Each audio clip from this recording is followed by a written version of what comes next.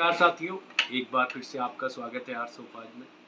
आज देखिए हम पर्टिकुलर बात करने वाले हैं चेस्टरफील्ड के बारे में।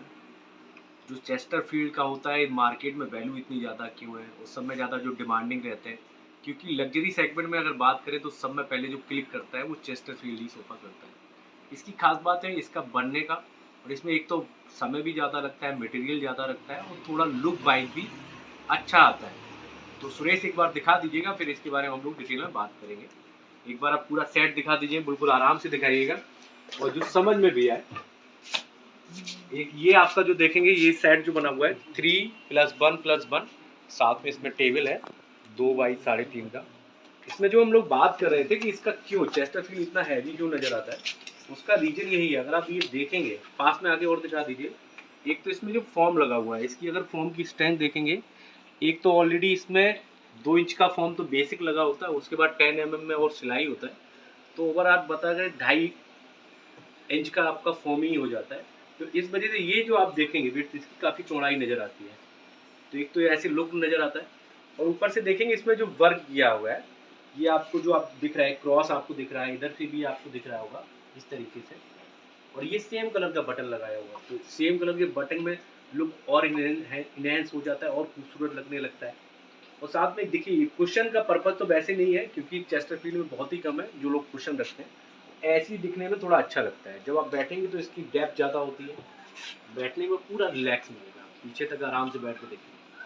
क्योंकि जब भी हम बैठते हैं एक तो एल सोफा होता है, जब भी आप बैठते हैं तो पैरों में भी एल बनना चाहिए, वो बहुत ज़रूरी होती है कि पैर आपके ज़मीन के समतल में भी रहें, और जब आप बैठते हैं इस तरीके से ये पैरेलल आपका बनना चाहिए। वैसे मैंने भी पैर जमीन पे भी है और ये एल भी बन रहा है, तो इससे क्या है आपके घुटनों पे जोर नहीं पड़ेगा, ना ही आपको पैरों में कोई तकलीफ होगी, जमीन पे आराम से रखा हुआ है। और पीछे भी आपका जो बैक वाला सपोर्ट है वो लगना चाहिए। तो इसलिए जब भी कोई बनवाता भी है या बनाता है तो खास तौर से याद भी रखना चाहिए कि जो डेप्थ है कम से कम 21 इंच से छोटा ना हो। उससे बैठने में कोई भी मान लीजिए किसी की हाइट ज़्यादा है या कम है तो उसको प्रॉब्लम नहीं होगी, वो उस हिसाब से एडजस्ट कर सकता है। किसी की मान लीजिए हाइट कम है तो वो कुशन रख सकता है, किसी की हाइट ज़्यादा है तो कुशन हटा के बैठ सकता है, तो उसमें बैठने में प्रॉब्लम नहीं होगी। ये ध्यान रखने वाली बात है कि कभी भी मार्केट में आप जो देखते हैं उसमें साइज वो छोटा बनाते हैं, वो कॉस्ट कटिंग के पीछे कई बार लोग साइज छोटा बनाते हैं। पर जब भी आप बनवाते हैं या कोई भी बनाता है तो कोशिश करिए कम से कम जो डेप्थ है वो, कुशन अगर रखा है तब भी 21 इंच होना ही चाहिए। 21 इंच से छोटा होगा तो प्रॉब्लम जरूर करेगा, बैठने में इतना कंफर्ट नहीं मिलेगा। तो एक तो ये बात हो गई। और जब भी हम आगे से पीछे की बात करते हैं तो वो भी कम से कम जो डायमेंशन है वो 32 इंच होना ही चाहिए। जैसे स्टैंडर्ड हम बात कर रहे थे सोफे की, साथ में अगर हम टेबल की बात करें, टेबल में आप देखते हैं मार्केट में आप देखते हैं तो 3x3 का, या ज़्यादातर देखते हैं 2x3 का। तो 2x3 में अगर आप देखेंगे इसको हमने 3.5 बनाया। 3.5 का पर्पज ये है, अगर ये 6 इंच अगर हम छोटा बना देते हैं तो कोई भी व्यक्ति जो यहाँ पे बैठा होगा, इस सेंटर में अगर बैठा होगा, तो उसके लिए ये पार्ट छोटा हो जाएगा। अभी क्या है, चाहे उस साइड में बैठे चाहे इस साइड में बैठे, कोई भी सामान रखा है वो इजीली वो पिक कर सकता है। भाई हमारे लिए कुछ नाश्ता आया तो हम थोड़ा, मुझे आगे नहीं बढ़ना पड़ा, मुझे कंफर्ट के साथ मान लीजिए मैंने चाय या पानी का गिलास मैंने उठाया तो बड़ी आसानी से पिया और दोबारा से मैंने टेबल पर रख दिया। तो टेबल कभी भी छोटी मत करवाइए। अगर आपके पास स्पेस का प्रॉब्लम है वो एक सिनेरियो अलग हो जाता है, अगर स्पेस का प्रॉब्लम नहीं है तो कम से कम 2x3.5 का टेबल होना ही चाहिए। तो ये भी याद रखने वाली है। एक तो डायमेंशन, जो सोफे की बात करें तो कम से कम 32x32 का, टेबल की बात करें कम से कम आपका 2x3.5 का टेबल होना चाहिए। अब कुशनिंग की बात कर लेते हैं।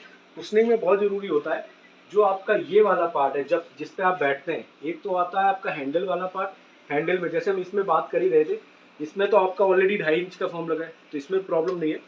कम से कम 2 इंच का फॉर्म आपका हैंडल पे होना चाहिए जहाँ पे आप हाथ रखते हैं। क्योंकि कई बार क्या होता है, जैसे चेस्टरफील्ड में तो आप देखेंगे इस तरीके से बैठा हुआ है, पर अगर हैंडल आपका नीचे रहता है तो आप इस तरीके से अगर वजन रखेंगे तो उसमें आपको लकड़ी फील नहीं होना चाहिए। ये भी आपको याद रखना है कि फॉर्म भले ही आप बैक में कम करवा लो वो चल जाएगा, पर जहाँ पे हैंडल, जहाँ पे हाथ रखते हैं, कम से कम 2 इंच का आपका फॉर्म होना ही चाहिए।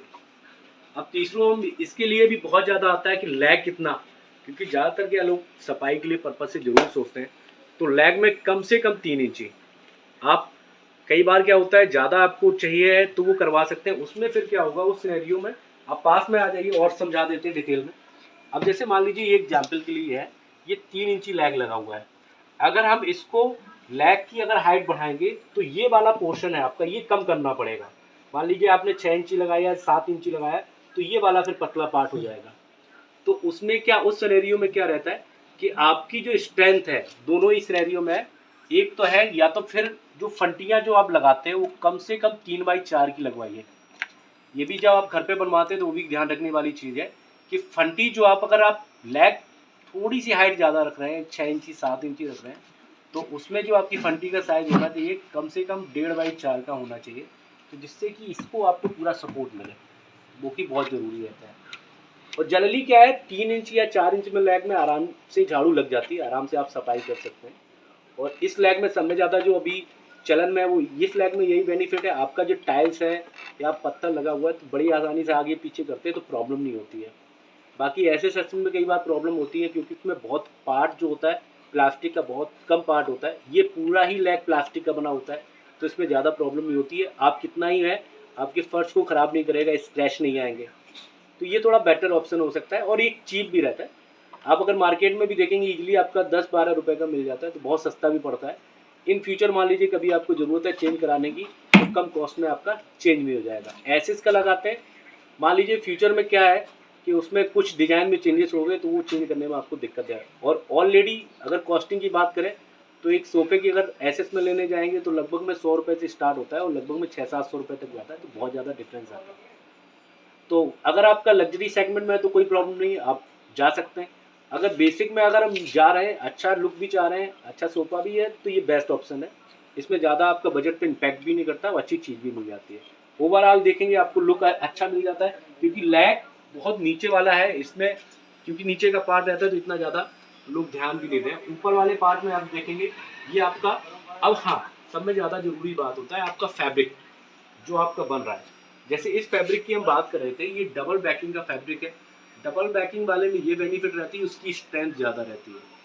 कई बार क्या होता है कपड़ा यूज होते होते बहुत ज़्यादा लाइट हो जाता है, तो जब आप बैठते हैं तो वो फूलने लगता है।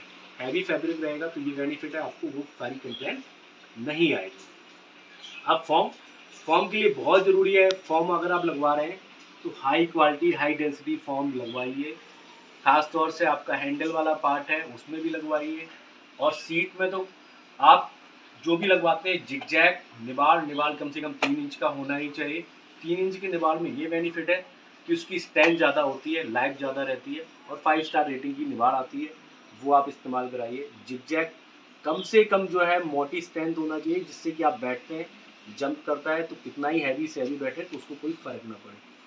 इसके अलावा जैसे मैं पर्टिकुलर सजेस्ट करता हूँ कि फॉर्म डायरेक्ट मत लगाइए, फॉर्म के नीचे कुछ ना कुछ आप आर्टिकल, जैसे आजकल तो मार्केट में बहुत इजीली मिल जाते हैं, ईपी का इस्तेमाल कर सकते हैं उसकी सेफ्टी के पर्पज से, जिससे कि फॉर्म की लाइफ बढ़ जाती है। हाँ कॉस्टिंग जरूर बढ़ता है, तो वो तो ऑब्वियसली है, जब आप लगाते हैं थोड़ा बहुत इम्पैक्ट करता है, पर उसकी लाइफ बढ़ जाएगी तो वो आपके लिए बेहतर है। अब बाकी ये तो हो गई, अब हम डिजाइन की बात कर लेते हैं। इसमें अगर आप ओवरऑल देखेंगे, सुरेश और पास से दिखा दीजिएगा, इसमें सभी में पूरा प्रॉपर डिजाइन बना हुआ है, वो सेम पैटर्न हमने बाकियों में भी इस्तेमाल किया गया है। अगर आप कुशन हटा देंगे और टेबल के भी ऊपर देखेंगे, बटन भी हमने सेम ही कलर के इस्तेमाल किए हैं, डायमंड हमने नहीं लगाया है इसमें, क्योंकि हमें जो लुक दिखाना है वो एक सा सिंगलर सा दिखाना है, थोड़ा एलिगेंट भी लगेगा, थोड़ा अच्छा लगता है। हाँ कुछ लोगों की चॉइस होती है, उनको डायमंड चाहिए होता है तो डायमंड भी लग जाते हैं। अब बात कर लेते हैं प्राइसिंग की, बहुत ज़्यादा ज़रूरी है, क्योंकि अगर बात करें तो 5,000 रुपये पर, अब लोग बात करेंगे 5,000 रुपये पर सीट मतलब एक सीट का। जैसे मान लीजिए पर्टिकुलर एरिया है, ये कम से कम जो आप बनवाएंगे तो 5,000 से लेके 12,000 रुपये पर सीट तक जाता है, वो वेरिएशन आता है आपके मटेरियल के ऊपर।